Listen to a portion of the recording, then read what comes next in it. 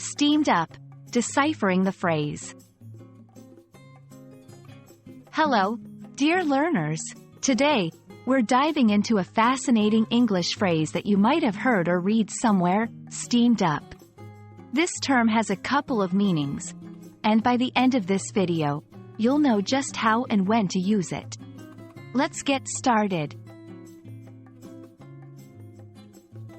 When we think of the word steam, we might visualize hot water vapors rising from a kettle or perhaps from a hot bath. In its most literal sense, steamed up refers to something becoming covered or obscured with steam. For example, the bathroom mirror was steamed up after a hot shower. The windows of the car steamed up because of the cold weather outside.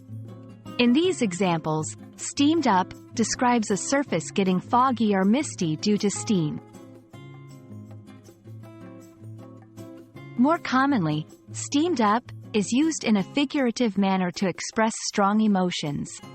When someone says they are steamed up, it usually means they are quite angry or upset about something. Similarly, if something gets you steamed up, it means that particular thing or event has made you angry. Examples include, he was really steamed up about the decision his boss made.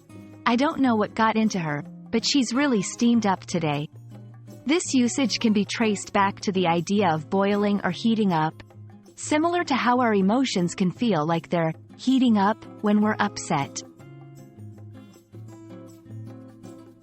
While steamed up is an expressive phrase, it's important to be aware of the context you're using it in. If you're describing a literal situation involving steam, it's a perfect choice.